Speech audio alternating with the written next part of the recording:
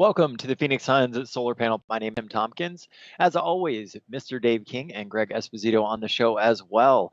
Today on the show, we are talking about which one of the Phoenix Suns or which of the Phoenix Suns are not currently in the Orlando bubble. We're going to preview the games ahead coming up in just about a week. Super exciting. Steve Blake and Larry Greer are no longer on the Suns coaching staff.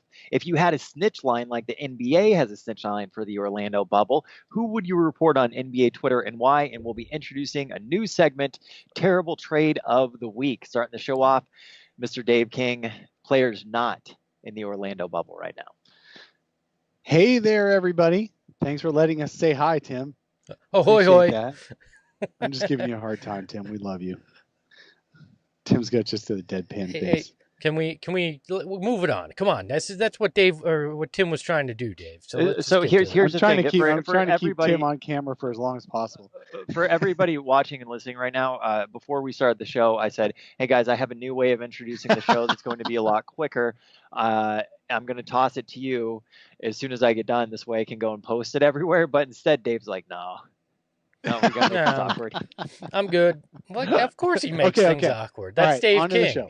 Let's talk about section one. Who's actually in the bubble? I know for Suns Twitter anyway, and for the totally over-engaged Suns fans, we haven't had a game in 4 months, but we are so worried about who's actually going to be playing for the Suns when they resume play next week that we are trying to play online detectives with all the Suns video clips that they're posting, with Instagrams and Twitters of the NBA players themselves, what they're posting.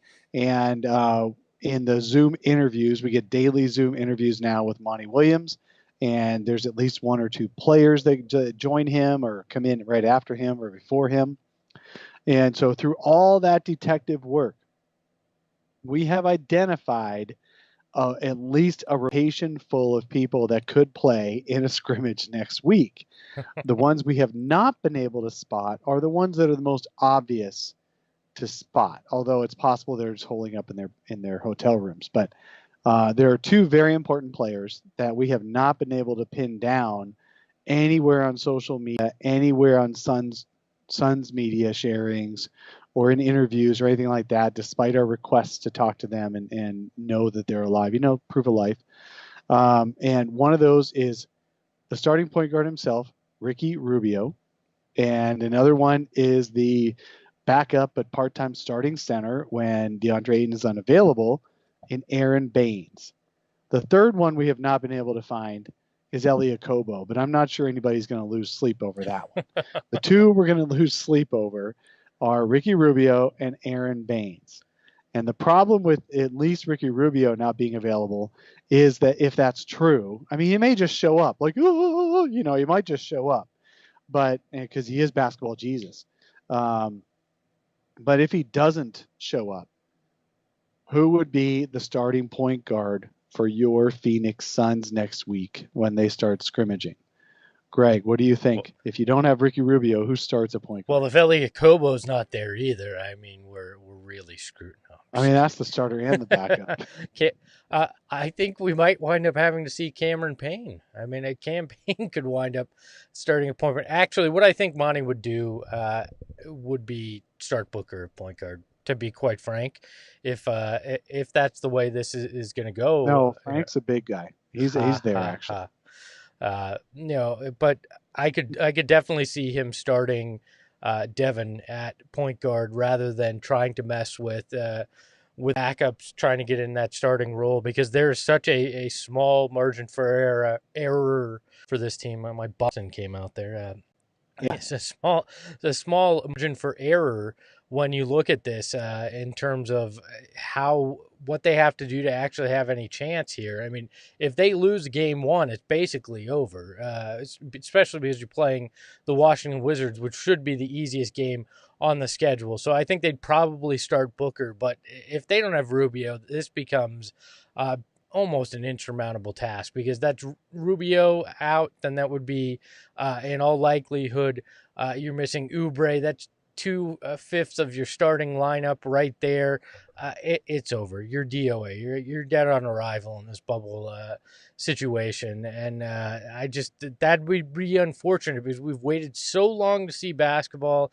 Again, we thought, oh, everybody will be healthy. We'll get to see this full lineup, and then we may get to see the worst case scenario where the Suns yet again have no point guard if Rubio's not there. Now, he could be there, like you said, in his hotel room. They may selectively not be filming him. To be fair, we did not even see any video clips of half the guys we just suddenly have seen in the last 3 or 4 days. So we didn't know Ty Jerome was there. We didn't necessarily know Mikal Bridges was there. And he just, of course I'm here. He tweeted back to somebody on Twitter, just, of course I'm here, LOL, yes. So it's very possible that these guys are there. It's also very likely that they're going to join the Suns if it's a COVID-19 situation. So if a player has opted out entirely, just saying, I'd rather not go to Orlando for 6 weeks because I've got little babies or something, then that's one thing, but we probably should have known already because they're out. Right? Out. My guess is... So I'm guessing it's COVID related if they're out. If they're not there, it's because they tested positive for COVID. They're quarantining for 2 weeks. They could have tested positive all the way up until the few days before they left, which would be early July. If you go right around July 4th, you add 2 weeks to that for quarantine. You're around the 18th, 19th, which is right about now, or Monday or Tuesday. At that point, we heard about this process with James Harden recently, and we learned about this process with James Harden, and then Nikola Jokic and Russell Westbrook is going to be joining them as well. The protocol is you've got to test negative twice in a row with at least 24 hours in between those tests. Then you can fly to Orlando, and you have to get 2 more negative tests after you get to Orlando before you can actually join your team. You need another, like they did when they first arrived in Orlando. They needed like 36 hours of self-quarantine in a room. Pass 2 tests on one on each end there, and then you can join your team. So we're probably, if one of those guys or both of those guys or whichever 2 Suns, it's going to be 2 of the only 3 we know aren't there. Well, I have to say we haven't seen LeCue or Tariq Owens, Jalen LeCue or Tariq Owens on video either. So 2 of those 5, at least 2 of those 5 tested positive for COVID. They can join the team. They'll be behind on the obviously on the conditioning and on any new wrinkles that Monty Williams has put into the offenses and defenses. But if you're Rubio, that's not a problem. You just play basketball. If you're Aron Baynes, that's not a problem. You just play basketball. If you're Tariq Owens or Jalen LeCue, you weren't going to learn anything anyway. Yeah, you weren't getting on the court until game 8. So until week 2. Yeah, you're not getting on the court when they've given up. So it's not a big deal that these guys are missing. The hope is that they will be joining the Suns, and we'll find out once they've joined them. But we won't know until. Now, why are we not knowing? Why do we not know this? It's not because the Suns are just being dicks. It's because the Suns are following federal HIPAA regulations, and they could be fined up to $50,000 per instance. I know, chump change, $5 to you and me, but it's still a fairness thing. And the fairness thing is that the person who is the subject of a medical situation has the right to reveal themselves, and nobody else does. Well, I also wonder if Rubio might, since he has the young newborn at home, if the Suns may have given a special dispensation and said, hey, you can come a little bit later than everybody else. If he was on the fence about even playing because of it, maybe they said, hey, we'll meet you halfway. You can take a little extra time. It is interesting that in the past couple of days, both, oh gosh, as I was speaking, I lost the names. Montrezl Harrell and Zion Williamson both left the bubble for emergency family reasons and will rejoin at a later date. So we have to admit there are life things that happen. Yeah. And the players don't always want to be sitting in that bubble. So you're right, Greg. It's possible. They just asked for, can I come 2 weeks later? It's possible. Ricky just had a baby. His wife, anyway, not him, but his wife just had a baby in January or February. And Aron Baynes, we know he was talking about the social justice stuff right before he was working out at the gym. We haven't heard from Ricky at all, period, in months. Yeah. But Aron Baynes, we heard from right before. Ricky left. was on Ricky was on a French podcast. I don't remember what it was. Spanish podcast, excuse me. I don't remember what it was though. Somewhat recently. Oh, good. Did he talk about this? Well, I didn't understand the language. He could have said he's out. Find it. But... Get somebody who knows Italian to, or Spanish. Sorry, not Italian. Jesus Christ, you said French. I'm going Italian. It's Spanish. Hey, look at us. We're so sensitive to everybody. We're just gonna. So bad. Hey, Ricky Rubio, Estonian. Can we get somebody that speaks Estonian in there as well? You know Italian. Can you translate this? I'm Italian. He might be.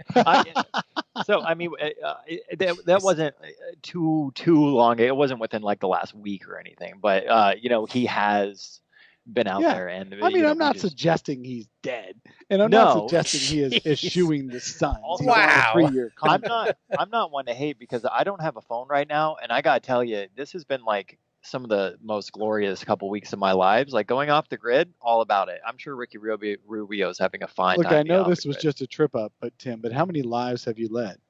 This is the most glorious week of my lives. That's what you said. Oh man, I don't know. Give me such hard well, if you believe in reincarnation and stuff. Have you met Tim? Fabio says he speaks in the chat. He says he speaks Portuguese. Does that help? I don't think it does, Fabio. But you could try. It's as close as Italian and French, probably. I'm presuming this is Spanish. I don't know Spanish all that well, so it's really just a guess. It could be Portuguese. Does anybody speak Pig Latin? We could use a Pig Latin translator. I mean, out of all the players not to be there, Ricky Rubio is the one that I am, and Dave, you were kind of making this point earlier, least concerned if he has the least amount of practice time ramping up. If anything, maybe it'll be good for him. I feel like at the speed at which he plays these days, that he could just walk right off the street and play and start and be one of the best point guards in the NBA. Now, let's talk about Ricky for just a second and what he means to the Suns. Ricky he came out of the All-Star break with renewed energy. Remember, we were talking about that. He was like a dead man walking for the month of January because he just looked like a stiff out there. He was tired. His wife had a baby. He wasn't sleeping at all. He looked like he wasn't sleeping at all. And then the All-Star break happens. He gets 10 days off, or it was 9 days, I think. And suddenly he came back a new man. He was leading the league in assists, or he was second maybe to LeBron. But I think he was leading the league in assists and steals per game after the All-Star break until the shutdown. And he had a triple-double in one of the games, and he was averaging 17 points and over 10 assists and like 6 rebounds and 2.4 steals. So the dude was really good and is a really good player. And also this year, I'm gonna pimp this a little bit. Is this David Kevin or David Nash or whatever his last name is from 4 Point Play started a newsletter this week, a free newsletter. Check him out on Twitter, the 4 Point Play. He did a really nice debut newsletter piece, and he pointed out some we learned a lot. Actually, I learned a lot on that. He got video clips together to show you some of the Suns' favorite plays. Anyway, in digression, I wanted to show that he pointed out that Ricky Rubio was one of the better corner 3-point shooters in the league on catch and shoot. As long as he's not dribbling into shooting, he's good. But if he catches and shoots, he was actually over 40% on catch and shoots from the corner. So I think Ricky would be very important, but I think he could do that just right off the street. So I'm assuming, since the Suns have not announced any people allowed to not ever come to Orlando off their roster, then these two will show up even if they haven't yet. You are banned from Orlando. Well, heck, I look at it, and to your guys' point, I don't see any issue with Ricky if he's not there practicing right now, if he gets there in time for the games. But the bottom line is, we're talking about a very, very, very slim chance with him and absolutely no chance without him. And it's crazy. We're going to see, we may see if Ricky Rubio doesn't get there, a reminder of just how bad things were previously, because there is no other point guard on this roster. We've talked about it. We've beaten that into the ground with discussion Campaign. there. You're forgetting about Campaign. Oh, yeah, great. We're going to see another G League guy get an opportunity to be a starter. Let's talk about Campaign just for a second. He's probably the best distributor besides Ricky on the team. He just can't shoot. The dude, his entire NBA career, worse than Ricky. He makes Ricky look like a sharpshooter. Yeah, which...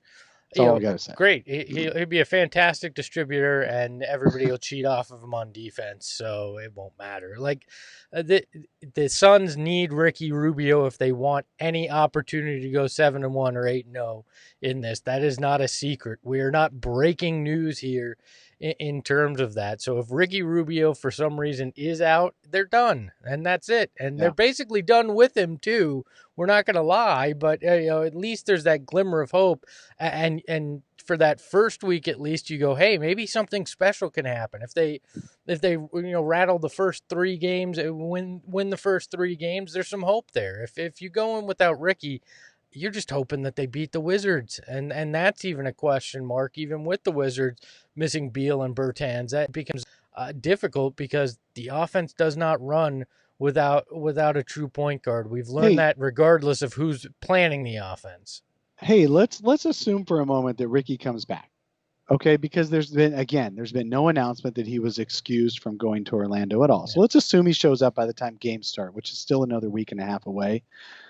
He's got plenty of time to get over it, unless he really got sick from COVID, which, then all bets are off.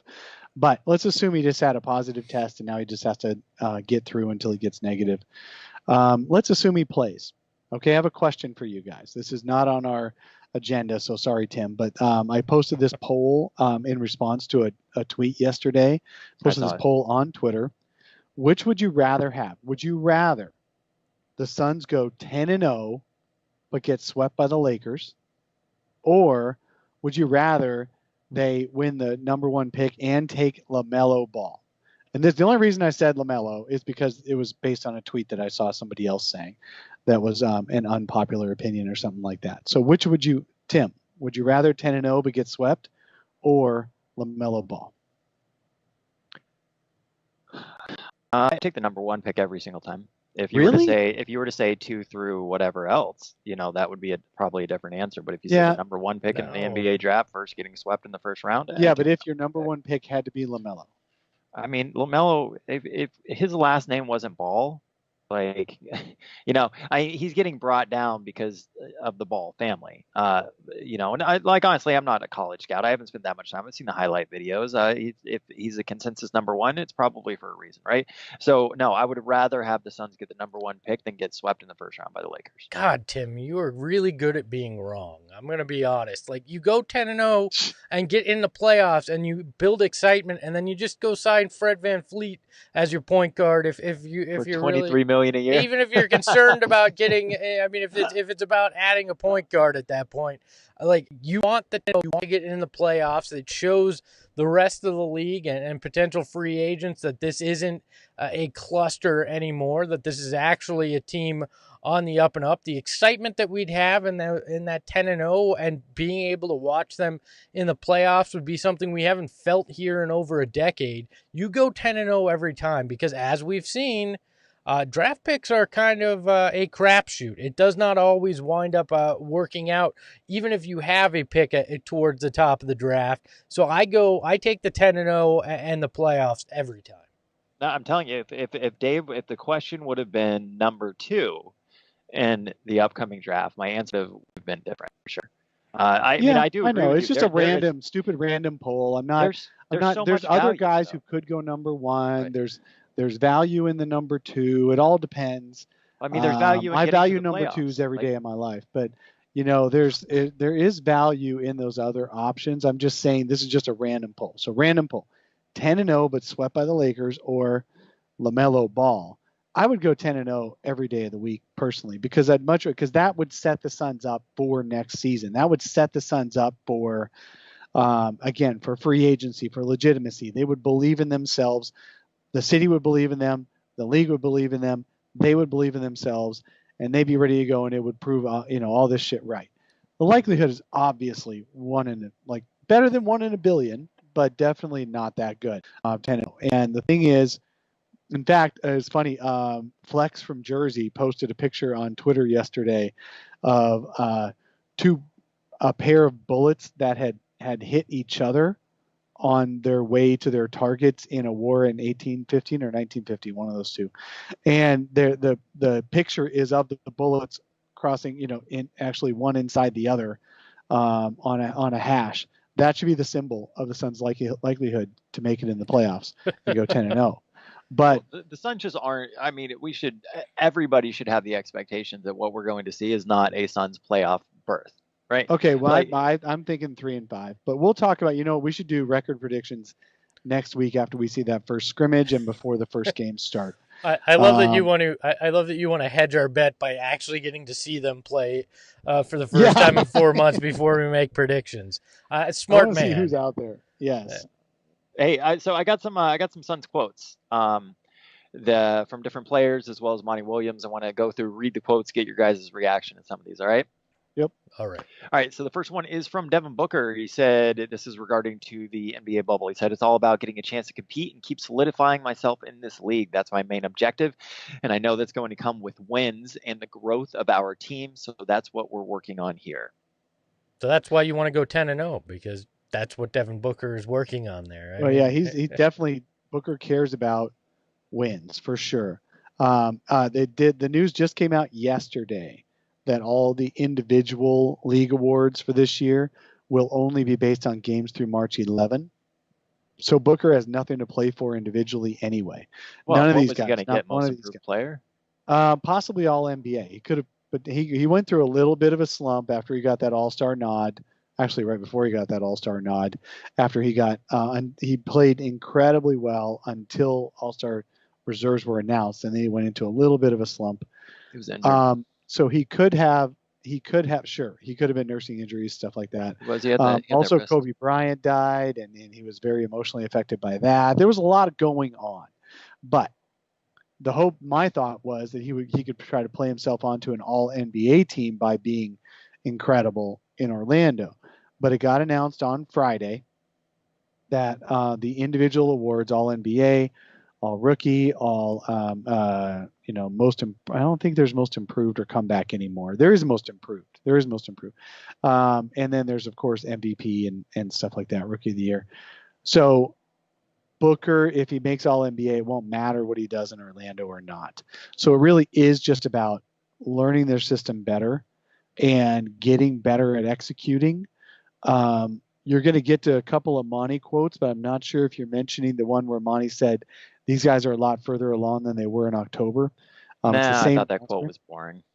Well, but let me just touch on it. He said they're a lot further along than they were it's like 8 or 9 months ago now, last October in Flagstaff, where they already know all the stuff that was implemented last October because it's the same exact team, except for Cameron Payne learning the plays. And now he's putting in more wrinkles that he wished he could have put in throughout the season. So we'll see some new wrinkles, some more complex play calling in Orlando that we haven't seen before. So it's really going to be building. It's not going to be they're going to try to win every game, but it's not going to be about players trying to get theirs because there's nothing to get anymore. It's unfortunate because if they went 10-0, MVP would have been on the table for Booker. So it's just sad that that's not an opportunity now. Monty Williams on the food. I thought this one was funny. He said, it's not that bad, man. My grandparents raised me in Spotsylvania, Virginia. I didn't know that was a place. So I know what it's like to eat some different food. It's not all that bad. I think so many of us are spoiled and we're used to eating certain foods a certain way. To be honest with you, it's not that bad at all. Yeah, dude, like honestly, we touched on it last week. Players need to shut the hell up about these $40 dinners that they're eating right now. They ain't that bad. Hey, yeah. and It it's really delivered is right. Spotsylvania. Good job getting that one right, Tim. Look, What? it's delivered to them. Like, wouldn't any of us just love bags of food to just show up at our door that we didn't pay We had for? it. Look, the players obviously have a higher standard of living on the road than we do. Yeah, I know. I've been on those It's funny trips. that Rajon Rondo posted a picture of a really, really nice hotel room that I'd be proud to sleep in, going, "Oh, now we're down to Motel 6." I'm like, no, dude, you haven't been in a Motel 6 lately. Right. Like, yeah, I've been in some Motel 6s where I legit had to make sure the door was locked at all times. All right. Oh, how about sleeping on top of the covers because you don't want to get in the sheet? Yeah, 100% been there. Yeah. Yeah. No, I have too. Look, these guys are fine. And it's funny because Monty and the other players all went out of their way. Man, they've actually been pretty chill the entire time. The Suns players, they're like, look, man, I'm just happy to be here. I'm happy to be playing. I don't get all this food. This is not too bad. This is pretty good. You know, every one of the players has said all that. And that's good because you haven't heard the Suns at all in any of these any random tiny drama that's coming out of Orlando. You never hear the Phoenix Suns mentioned because they're just focusing. Logical Hoops in the chat points out that Russell Westbrook. I say Russell Westbrook a lot. Go ahead. Harrison and Barnes all tested positive for COVID, but of course he weren't in the bubble. Monty Williams on Cam. Sorry, Greg. Do I get to talk in any of these, or is this just you and Dave? I'm happy to let you guys go. I can just sit here if you'd like. If you were happy to let us go, you wouldn't have interrupted right there, Greg. I just, having traveled with the team and seen the accommodations, I get why they're looking at it and going, well, this isn't up to standard, but some of these guys got to think bigger picture, understand what's going on in the world, and understand the fact that the NBA went to great lengths just to figure out how the hell to get them to play, right? Yeah. I mean, just accept the situation and stop complaining about it would be a great move for a lot of these guys. I do love the Suns' attitude, though. Like you said, Dave, we're not hearing that from them. They're just like, hey, we're here to play basketball. We're here to train. We're here to try to win some games. Everything else is peripheral, and we're happy to just be here. That's the attitude every single one of these NBA players should have. I'm sorry you're not getting pampered like you usually do, but it's sometimes, slumming it at 4.5 stars is just what you're going to have to do. Right.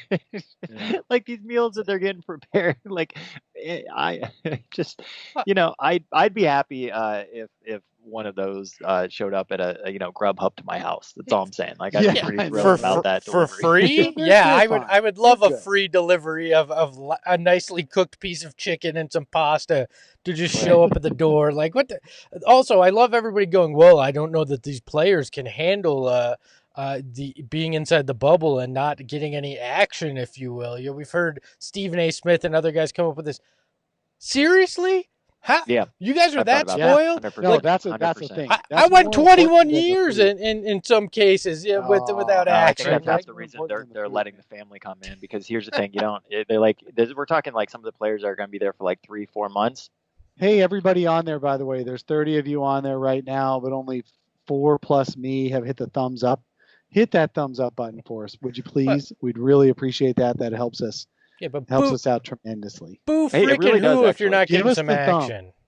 Give us a thumb. Oh, geez. All right. So on Cam, Monty Williams on Cam Johnson. He said the first day when I saw him back, he got back in town. He's blown away. The changes he already made in his body, he looks like he added some muscle. Cam Johnson commenting on that, saying that on the muscle specifically, that he's been focusing on his body, trying to get stronger, and kind of taking care of my joints, taking care of my shoulder, taking care of my hips.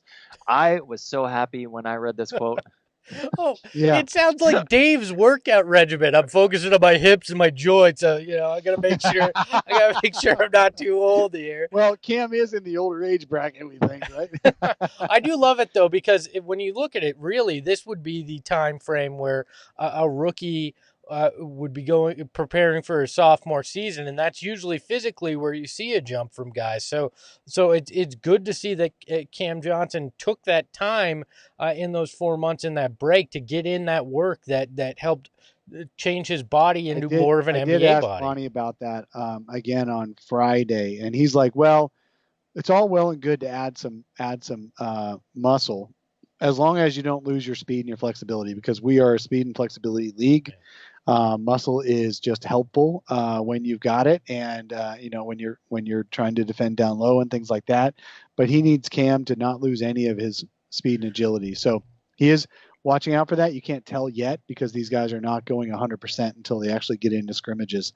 But he's hoping, because I remember Alex Len. Of course, Alex Len was never based on speed, but they were trying to get him to add muscle. And then Dragan Bender added muscle one off season, and I don't think it helped him. So I really think it's good. Like they actually on the Suns Instagram, they showed the players, like half a dozen of the players playing. I don't know what this game is called, Spike but it's ball, basically I think. Spike ball. Yeah, I think that's. And Cam was playing shirtless, and I'm like, oh man, that dude is big.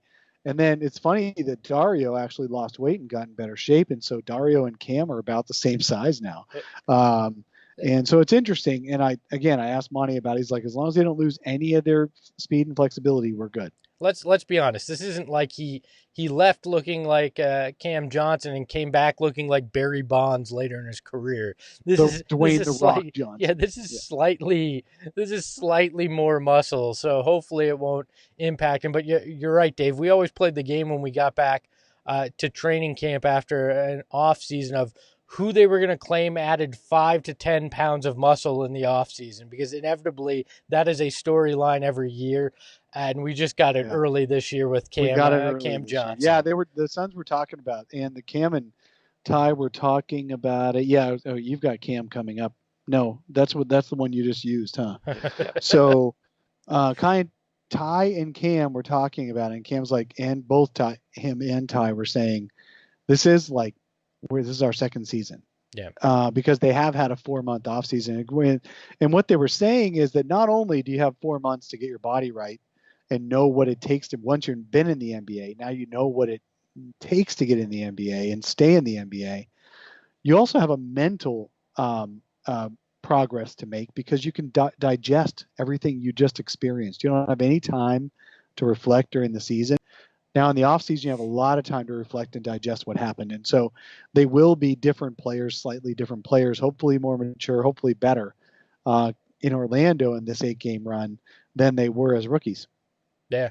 And Ty Jerome added 5 pounds as well. It's just his beard that he was continuing to grow. So I saw that. I saw some practice video too of some of their 5-on-5. I'm assuming it was 5-on-5. Might have been less. Either way, they were being defended by other players on the court of the Suns team, and they had Bridges on Booker most of the time. I thought that was pretty sweet to see. Can we talk? Can we talk about those videos for just a quick second? Everybody's talking about DeAndre Ayton, the Devin Booker one they put out yesterday. Yeah, these are great. If the Suns were playing their own defense for all of Orlando, I think they'd be in amazing shape. That's all I've learned from these videos is. Sheck Diallo can't really guard DeAndre Ayton, and Ty Jerome shouldn't be guarding Devin Booker in live game action. That's it. Well, that's all I've learned. We know that, right? Yeah, probably. But they hype it. It's fine. It's fine. It's just highlights, and that's House of Highlights is all about. That whole feed is all about showing the good play, not the whole game. I thought it was interesting. Ty Jerome also said that he spent a lot of the off season watching full NBA games. We all watch highlights.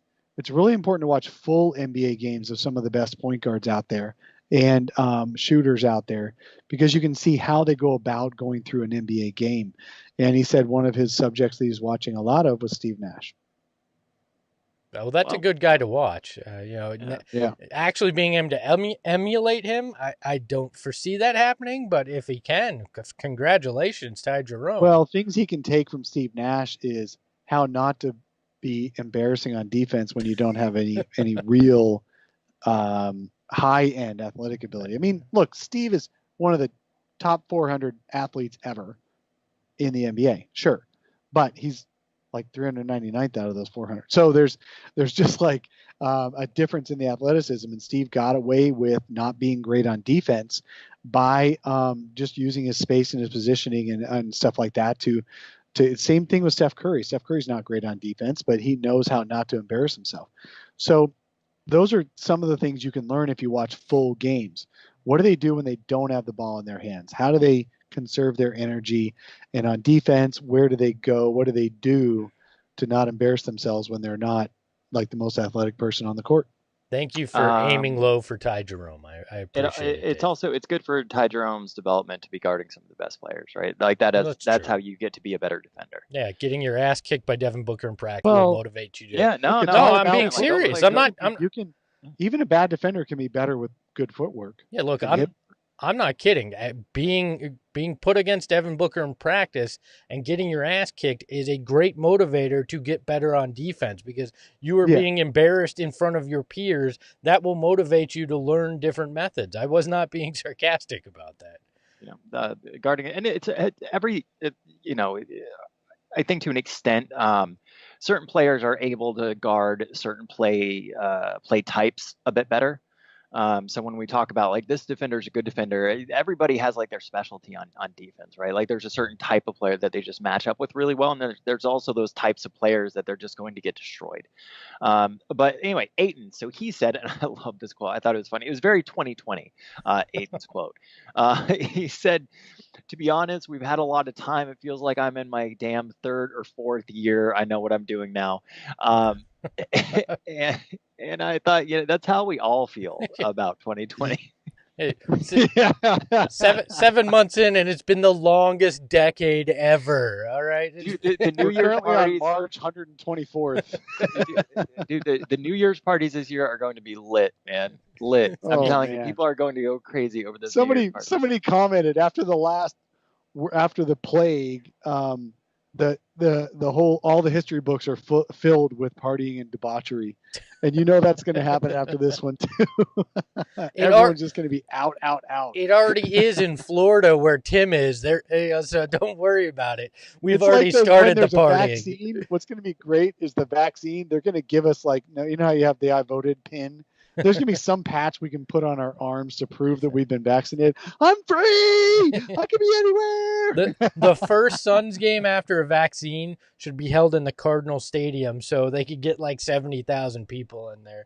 Because if they're good by that point, it's going to have to be a tattoo because people could steal each other's vaccine, patch. So we're going to have like a vaccine tattoo. Those... I think I could be wrong on this, so my apologies, but I don't think anyone's going to call me on it. Those little shots that girls can get in their arm for not getting pregnant, those do leave kind of a dent or whatever on your arm sometimes. We need that for the vaccine. We need the vaccine to leave a permanent mark on people. We now know what Dave looks for when he's trying to pick up women. Do you have a dent on your arm? Like 20 years ago. I don't know. Come on. Dave is now advocating for people to get tattooed that they have a vaccine. So DeAndre Ayton saying that he feels like he's in his third or fourth year. And he's being more vocal. That has been commented on by Devin Booker and Monty Williams, and the three of them are really they're talking a lot, and Ayton has become much more of a central force on the court. When you're a rookie and you're just learning, and then you've been out because of that damn suspension, you're much more likely to just listen and be quiet. And I think he's learned a lot. He's learned that he's got to be vocal. He is the back line of defense. He learned a lot from Aron Baynes, and he learned a lot from his own coach, and Devin Booker talks a lot too, as far as to his teammates. I'm not just talking about trash talking, which he also does, but he talks to his teammates about where to go and they need to know where the help is, and how to shade a guy and stuff. And DeAndre Ayton said he's all over that now. He's very talkative on the court. So we'll see how it goes in games, and that has happened in the games this past year. So it's not like he's never done this.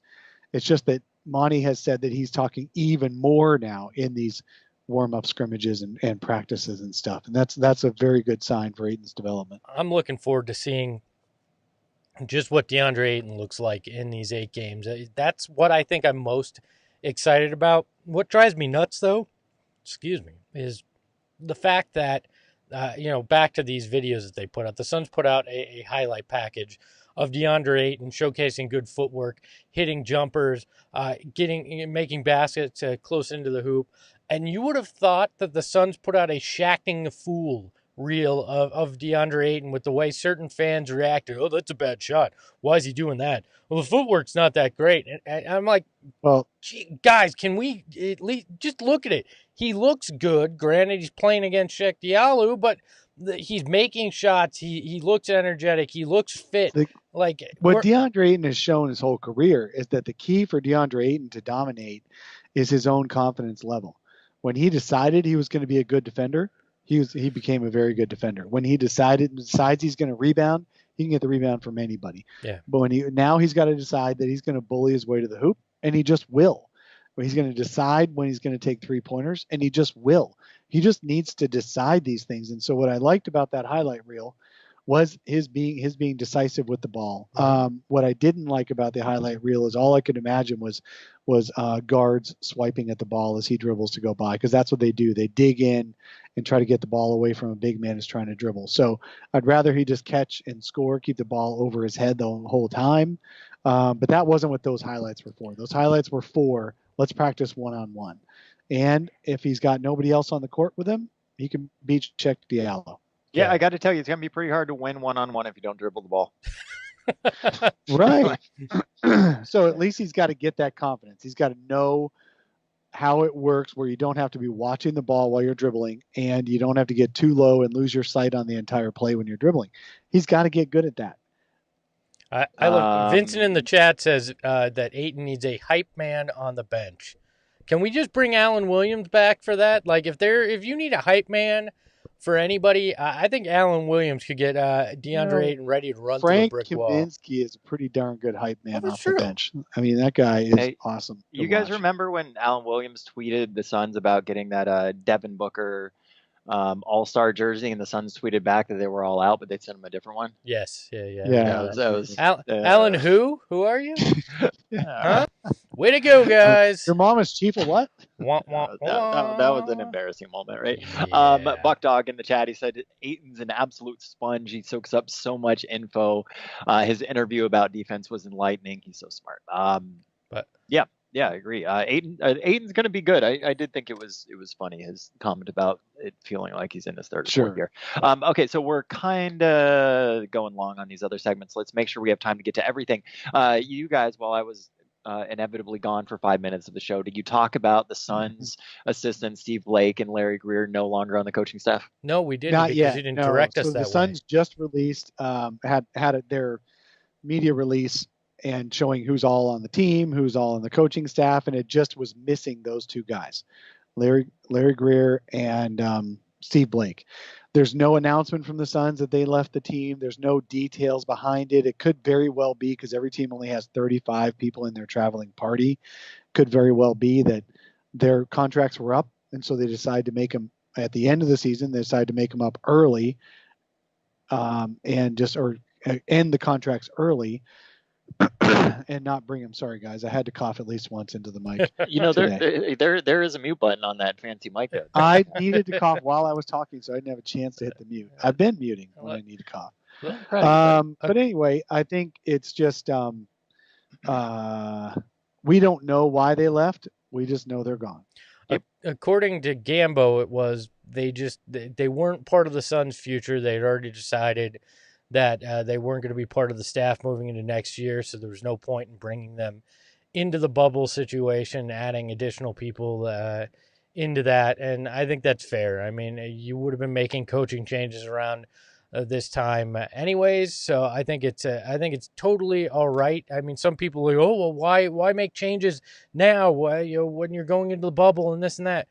If they weren't working out anyways, if it really wasn't a good fit, then it doesn't really matter. You've got Monty Williams, you've got the other guys on the staff like Mark Bryant who's working with Ayton. Like, just it's fine. Don't put other people in this situation. Don't add additional crap that you have to into a bubble that's already fragile. I'm fine with it, even though some people are freaking out about it a bit. So. Yeah, people are only freaking out because there's nothing else to talk about right now. That's fair. That is true. So the Suns still have the most important assistant coaches, which is the associate head coach Willie Green. They got Darko Rajakovic, who really works on the offense with them. We got Mark Bryant, who's been doing wonders with DeAndre Ayton, and they got Randy Ayers, who's been around since before we were born. So you've got a really good set of coaches there. And these guys were on the end of the coaching tree. And if you're down to your 35 players or 35 people from the entire organization who can be in the bubble, I'd rather bring Kelly Oubre on the off chance he could play and on the strong chance he can at least rehab properly than bring Larry Greer. So I think that's a good choice. Question, Dave, you may not know the answer to this, so sorry to put you on the spot, but since most contracts would have gone through like a July 1 is usually the way they're structured, like a June 30th is when a typical contract would end. How is that working this, because the league year is off? If they had contracts. Yeah, I don't know that answer, and I haven't seen anyone else report on it, but you're absolutely right. These guys are set up on payment terms. Before the year starts, they set up payment terms, just like teachers. Okay. So there's a season, they get to choose. Do you want to get paid over the course of the season, or do you want to get paid over the course of 12 months? And the players get to choose that before the season starts. Now, the Suns, we did come out May, June, all those reports, NBA will still continue paying player salaries. And then starting in June, I think it was like a 25% cut on their paychecks. I'm pretty sure that these players have been paid their entire contracts, and the coaches, their entire contracts already. And now they're living out the terms, which is play all the rest of the terms. They've been paid financially, but now they're living up to the terms of the contract, which is to work for the team throughout the entire season, and the season is just going long. Yeah. So I think that's a very good thing, assumption to make, is that all the money's already been spent, and now the league is just trying to recoup some of that spend by hosting this little 22-team tournament. Yeah, and I was just thinking from a coaching perspective, I mean, a lot of times assistants are on one-year deals, so it may have just simply been, hey, you've already reached the end of your contract, we paid you out, so, and we're going to change anyways. So both sides just went, yeah, it's fine. Yeah, so I agree with you. I'm very much guessing that that's the case. Yeah. Yep.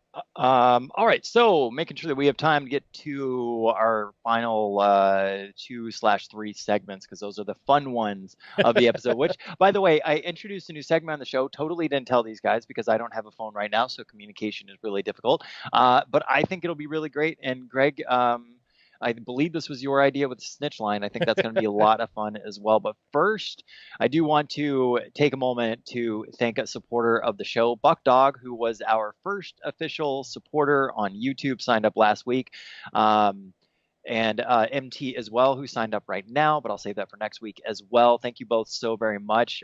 We did listen to you guys, by the way. You guys said you wanted those flaming balls. Greg worked his ass off to make sure that if you're a supporter of the show on YouTube, you get a flaming ball next to your name. So I don't know, maybe we'll rename the supporter levels like something flaming balls. Hey, I love that Tim just said I worked my ass off to give you flaming balls. So I hope you guys enjoy that. Just to have fun with your flaming balls for supporting on YouTube.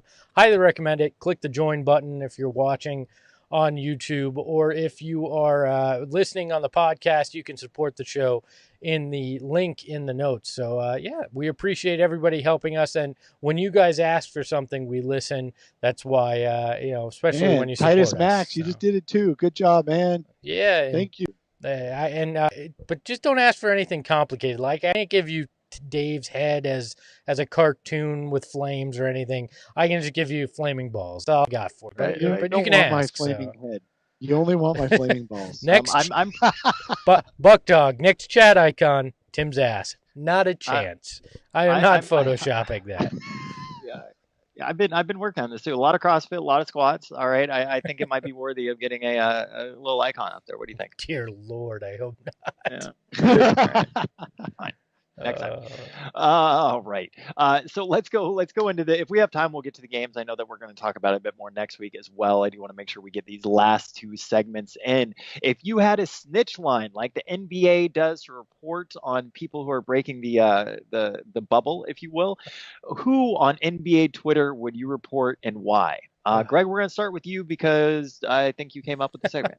If I don't know, I don't know if you guys have read about it. I know Tim didn't, because when I said NBA snitch line in an email last night, he was like, "What the hell are you talking about?" But I love the fact that in Orlando, there is a phone line that you can anonymously call to report people who are not following protocol within the bubble. Like, is there anything more petty than a phone line that you can call anonymously and basically rat anybody out or make up things? They're risking millions of dollars. If me making millions of dollars was banked on somebody not leaving the bubble to go pick up takeout food, dude, I'm not a snitch, but for millions of dollars in my pocket, I might be. Look, I get no the LeBron, takeout no food. LeBron's I up there, love too. how Doc Rivers said, "I'm getting everybody out of here by the end of this thing." Yeah, like I'm just snitch. he gets how ridiculous it is. But they're calling about a guy who wasn't wearing a mask when he walked through. Like, literally, this is the guy's not wearing a mask while walking through. So, like, I get if you leave campus, yeah, everybody should call and be like, hey, this moron just decided to break the bubble, Rashawn Holmes. People should be calling and doing that. But, like, I'm guessing they're getting, like, calls about very minor violations. They admitted there were a few about guys not wearing masks in certain areas, but they're going to be like, hey, I saw LeBron out there playing a cornhole, and he sneezed, but he did not do it in his elbow. I think we should suspend him. Like, you're getting random crap. LeBron's calling about Giannis Antetokounmpo saying same thing, right? Yeah.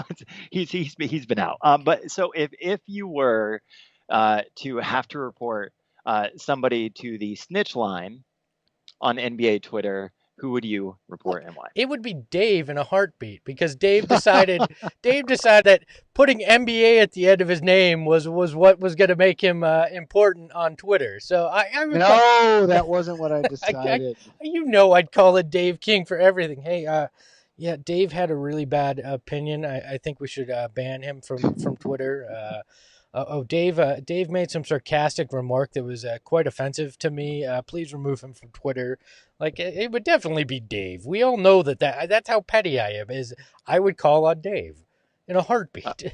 Let's go to Steve Holler in the chat. Said that he would snitch on the D-backs fan who blocked him on Twitter for saying that Booker was better than C.J. McCollum, and it isn't really close this year. Oh, I mean, that's fair. How about I would snitch on the Suns for blocking Chris Hansen. I think we all kind of did that. How about I would snitch on Nate Duncan, man, but we all kind of have by getting blocked by him. We can't. We finally got blocked by him after months. I was one of the last ones to not get blocked by him, but now I'm blocked. How about calling in the snitch line on anybody on NBA Twitter that goes, hey, I think Devin Booker's going to ask for a trade at some point. Like, that seems every 3 months some writer decides, hey, I'm going to write this article just based on pure speculation because D'Angelo Russell didn't wind up in Phoenix. So, Devin Booker wants out. I'd report anybody that even insinuates that without sourced information, which is everybody that's ever said. Well, here's the thing. Higley probably did have a good source. Booker was probably like, aw, I wish they would have signed a really good player, last summer. But that doesn't mean that's still how Booker feels. And that doesn't mean that Booker thinks that D'Angelo Russell is the best possible guy to acquire. It's just he's a good friend. So I have no problem with Booker being disappointed that the Suns didn't sign his best friend last summer. It's just a matter of, everybody wants their friends on their team. So I don't have a problem with that. And it probably was sourced, but the problem is the source was a year old and it's not current. There's no way he's still pining over D'Angelo Russell on this team right now. Booker doesn't waste his time with that. Let's go to some of the listeners right now in the chat. David Whitgon said he would snitch on the Spurs. MT says he would snitch on Stephen A. Is Stephen A still? Yes. He's still doing things? Yes. All right. MT says he'd snitch on anybody that says Booker to the Knicks. That is I'd call. Excuse me. I've got an entire fan base to report. It is the Utah Jazz. They're a bunch of dicks when you say Devin Booker is better than Donovan Mitchell, even though it's factual. Thank you. Even though it's factual. Infinite Tranquility saying sign Kelly Oubre to a long-term contract and Booker won't go anywhere. I don't know how accurate that is. I've just called the snitch line on Infinite Tranquility. I think he's making that up. That isn't sourced. By the way, I'm Tim, just going to say it again. I think there's no way Devin Booker asks to be traded in the next year. And as long as the Suns win 40 games or so in this next year, he won't ask to be traded until he's got only a year or two left and they still haven't won a playoff series. It'll be very similar to Anthony Davis, I think. And then the key is to get further than Davis's Pelicans ever got before Davis won it out. I think one thing that's underrated before we go to this next segment right here, make sure we have time for it, is Devin Booker is the man in Phoenix. And I think people aren't giving enough weight to the value of that for being a player. I mean, and Phoenix, right. Phoenix is all Devin Booker. He gets traded somewhere else where he's playing under somebody else's coattails. Where all of a sudden it's Devin Booker and Kawhi Leonard, right? Like you are no longer like the man in LA or wherever it might be. So I do think that there is intrinsic value to that, and we should keep that in mind. And also, by keeping that in mind, keep making sure Devin Booker knows he is the man in Phoenix. No, do not give him a hard time when he is playing injured for a couple of games and doesn't score as well. So I think it's going to be really fun. New segment is called Terrible Trade of the Week, where we are going to highlight a terrible trade, and I'm going to find the most reputable, air quotes, if you're listening on the podcast, of where the trade came from, right? So not some random dude on Twitter posted a loaded up trade machine. So who says no? This one, the first week's is coming from Bleacher Report, where they said the Phoenix Suns get Draymond Green and a lottery protected 2022 first round pick, and the Golden State Warriors get Kelly Oubre and Mikal Bridges. Oh my God. Okay, so first of all, reputable. Let's replace that with widely read. Okay, that's so fair. the That's most fair, widely right. read. But I mean, just not a dude, right? Yeah, sure.